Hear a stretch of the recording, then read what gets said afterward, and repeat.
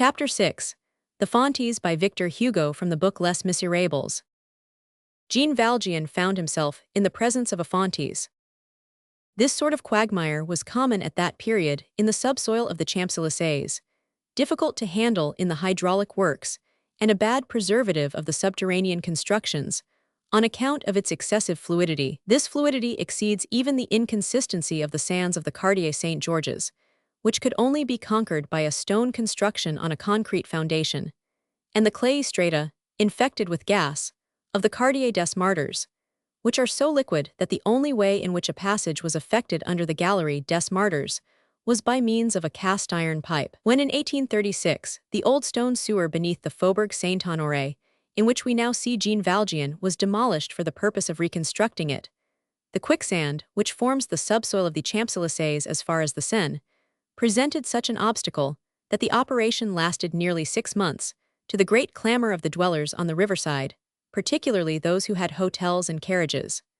The work was more than unhealthy, it was dangerous. It is true that they had 4 months and a half of rain, and 3 floods of the Seine. The Fontis which Jean Valjean had encountered was caused by the downpour of the preceding day. The pavement, badly sustained by the subjacent sand, had given way and had produced a stoppage of the water. Infiltration had taken place, a slip had followed. The dislocated bottom had sunk into the ooze. To what extent, impossible to say. The obscurity was more dense there than elsewhere.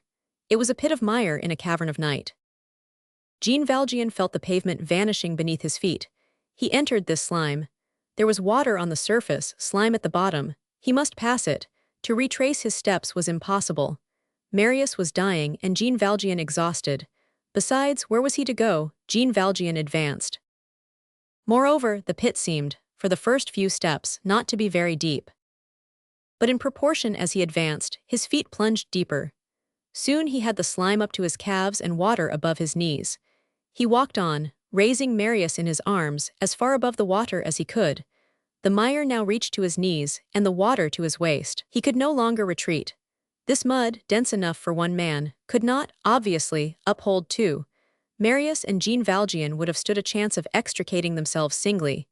Jean Valjean continued to advance, supporting the dying man, who was, perhaps, a corpse. The water came up to his armpits. He felt that he was sinking.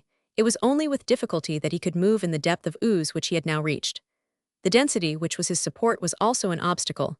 He still held Marius on high, and with an unheard-of expenditure of force, he advanced still, but he was sinking.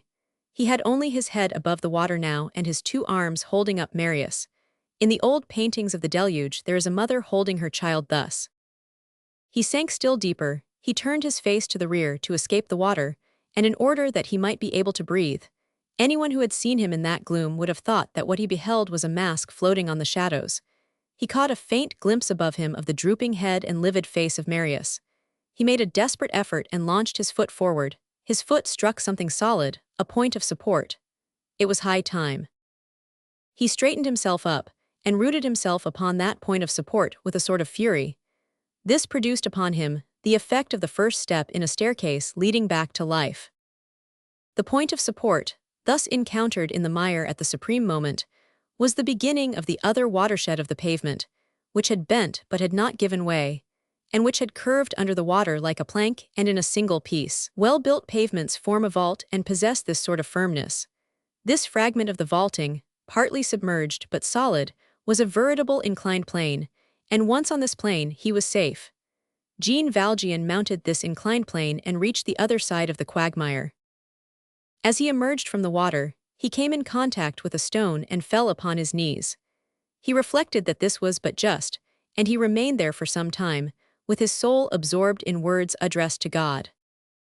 He rose to his feet, shivering, chilled, foul-smelling, bowed beneath the dying man whom he was dragging after him, all dripping with slime, and his soul filled with a strange light.